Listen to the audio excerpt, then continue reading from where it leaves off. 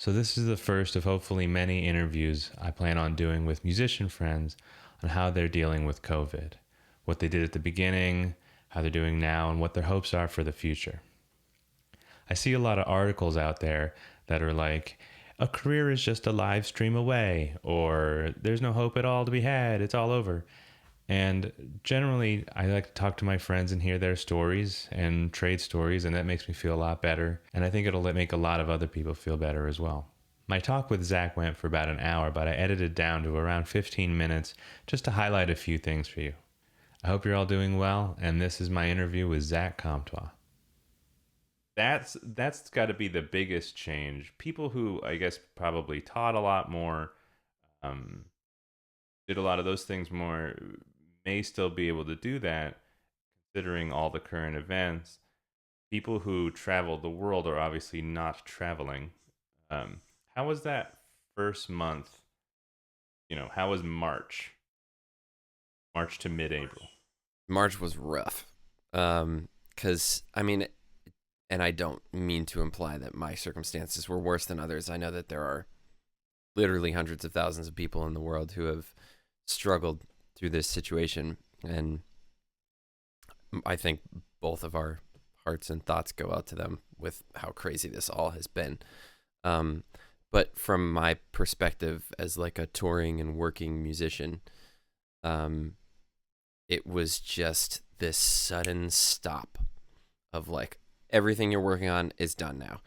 And there's that voice in the back of your head that's kind of like, well, maybe like this will all blow over in a couple weeks and everything will be fine. So don't cancel anything yet. Just hang on. Just try and get through it, and maybe it'll be all right. And I think now I definitely realize that that's not the case.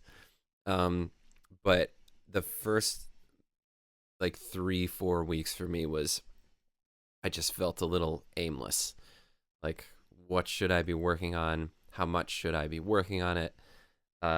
And I think I kind of dove into the YouTube, Instagram, like cover song Oh yeah. thing just to like, keep things moving. Like I made this whole video of me playing all the guitar parts for Def Leppard's Photograph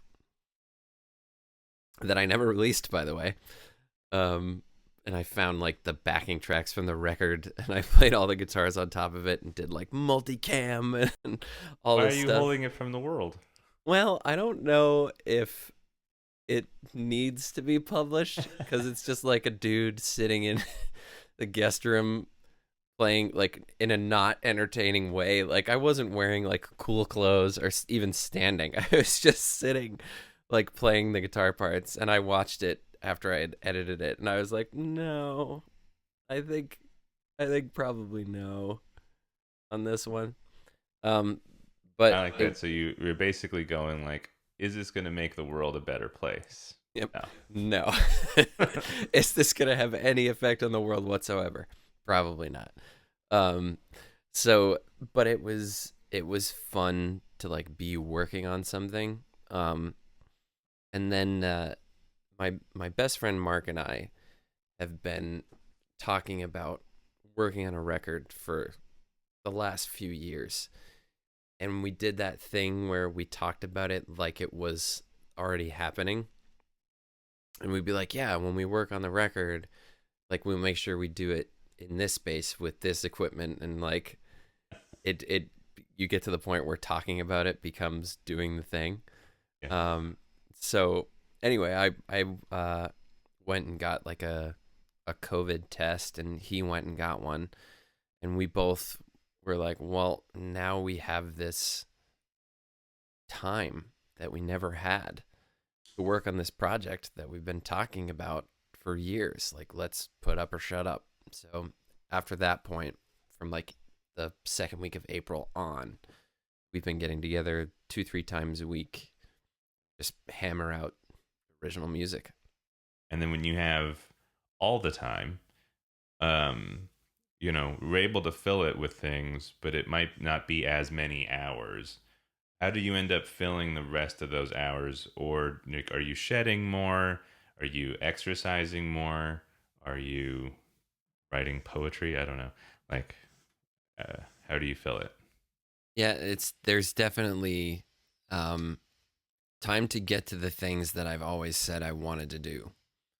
Um, and like when all of this started, and I mean no disrespect to either end of the spectrum, but there was definitely the side who was like, if you don't come out of this having learned like astrophysics, then you have wasted an opportunity. And then there was a side that was like, just getting out of bed in the morning is an accomplishment. And I'm like somewhere right in the middle where I'm like, all right, I have all this stuff that I'm like, I've always wanted to watch, like this documentary, or like I now have no excuse to not, exercise more frequently or get into better shape, or maybe I will learn how to cook this particular meal. And it's for me, it's become like I have this list of things that I want to do, whether it's movies that I want to watch, or like exercises that I want to get into, or dishes that I want to make, or video games I want to beat, or Yeah. guitar styles that I want to learn how to play, or stuff like that. Um, But so planning ahead, you know, I kind of started seeing like maybe a couple opportunities that in music that were recession proof or pandemic proof, um, uh, and just started even looking at other avenues for like, all right, what could I do? Like many musicians have had and have like side jobs, day jobs, whatever. Being like, if your day job was being a waiter, that's also done. If your day job was doing Uber, that was at least done for a minute and is probably hugely affected still. Um, so, do you have any plans for like the immediate future in that, like maybe next 7 months? yeah, I mean, I was really fortunate in the sense that when I was uh, touring regularly with Brittany, um, I met a lot of guitar manufacturers and amp manufacturers and effects companies and places like that. And I don't know if I would call their line of work recession proof, but as far as videos on Instagram and videos on YouTube, that's, I mean, that's booming right now. Um, so I've actually been able to do some like product demos and to keep in contact with companies like that. And I set up a little makeshift. You can't. I've got a background and I've got my ring light. But I set up a little makeshift kind of video area where I can do stuff like that. If I were to get an email saying, "Hey, we're putting out this new pedal. Like, can you take us through the specs?" Um, so I'm thinking a lot more about doing stuff like that. Just because as far as like social distancing is concerned, I can do all of that myself, filming, recording audio, editing, and then send it to the company and like sort of sending me the product. Like there's not much that changes hands in a situation like that. So it's safe and it seems to um a lot of people are spending more time on social media nowadays, so it's a good opportunity to like Right. some gear demos. One of the trickiest things about living in a small apartment in New York or LA or Chicago or wherever you live is everything is sort of always in flux. Like you can't just have a studio set up all the time because if you have some people over, you might need that space to like host.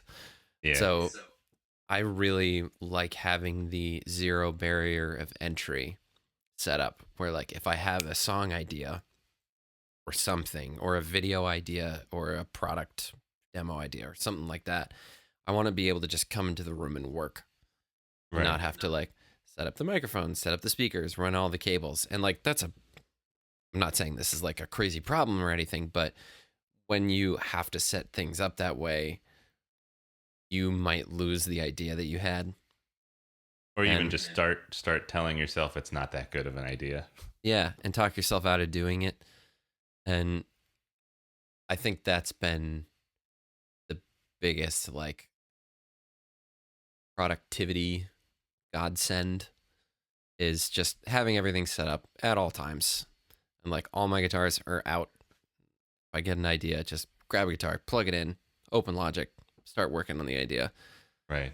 Um, Yeah, that is a big thing that people in cities do not get the luxury of generally. yeah. Like home studios, I'm very aware that like not everyone coming to sleep over is a player who really respects equipment. Uh, and that, you know, it's like, oh, that's the studio slash guest room slash pet room slash coat room slash, and you're just like, nothing gets done in there. The Yeah. like, that's kind of ended up why I ended up adopting. I don't know about you, but like, especially when I would be in that scenario, it would be like, hey, we have the new iRig. You can just record it on your phone, being like whatever the easiest thing is. Yeah. Because this is incredibly frustrating. Yeah, having a nice rig. I haven't moved my Fractal at all. It just sits at my feet, plugged into the monitors, or plugged into the interface, plugged into the monitors, and it's just like this is actually really nice. I can actually Yeah. dial in the sound with my headphones, double check it on monitors, and then, you know, blah blah blah blah blah. I would pay decent money to hear the album fully mixed, mastered, produced, whatever, uh, pre-production, the whole thing. But the lyrics be your dummy lyrics. Oh, Just dude. I'm gonna tell you right now, you are one short email away from all of that. Have I told you about the dumb song thing? I don't want to keep you if you have to go, but this is actually like a really fun thing that I've been doing. So, so Mark and I, like, we'll put a bunch of time into working on a song, and you know how it is working on recording or working on a video. Sometimes you get like way into the weeds and super Yes. focused on the nuance of something that ultimately, like, you or I, like as a producer, like, we're the only ones who are ever gonna notice it. And when I get to that point, I'm like, all right, it's time to write a dumb song. And then we'll sit down and be like, all right, what's this song going to be about? And Mark will go, it doesn't matter. Nothing matters. And I'll go, okay. And I'll just play keyboard. And I'm not a great keyboard player, which really helps when it comes to writing a dumb song, not being good at the instrument you're writing it on. And then you write something, and the part as a producer or a songwriter where you would go back and fix stuff, you just don't. And then the first lyrics that come to mind, those are your lyrics, even if they're not real words. And it's recorded on like a Neumann. Yeah. It's recorded beautifully. Yeah, you have to use like actual equipment. So I have the point is, for every real song that Mark and I have finished in this process, we've got like 2 to 3 dumb songs. That's such a great like tool, and I want to hear it really badly. But this can be arranged. The plan is, when we put out the album, whichever the best dumb song is, we're gonna put on the record. I also like even just marketing it with, like, you know, in these piano bars in New York and for in Nashville, where there's career singer songwriters. You give them a G chord, they could just come up with a melody and beautiful lyrics to rip your heart out. This is not that. Yeah. Like, and then it's just you going like, I saw a Lamborghini today. Boop boop boop boop. Yeah. Like, I only know this shape of chord. Da, da, da, da, da. Like, Yeah, and the original thought process was, so we were picking up a buddy of mine, and he had like this like jank kind of like stone wall in his yard. I was like, man, that's like a pretty jank rock. So we called the genre jank rock. nice. And the original concept was, you had one take to do everything. So you had one take to play the part, you had one take to come up with the part, you had one take to mix. So like, you play the song once, you do your rough mix, and then that's it, you're done. So we've become a little less strict about it, in the sense that we do want to make them actually sound well mixed. Sure. But yeah, they're they're impossibly dumb. I do love the idea of you writing the part, the lyrics, and getting sounds in the same take, so the mix just changes from verse 1 to verse 2. Yep. And like someone walks in, hey, I got to move this mic. Oh yeah, you got it. Anyway, like Yeah, you hear those stories of Ben Folds coming up with like a beautiful chord progression and melody with lyrics in one shot in front of a live audience, and this is the antithesis of that, but with the same amount of time. What Nirvana was to 80s guitar solos, this is to masterful creativity. Exactly. Exactly.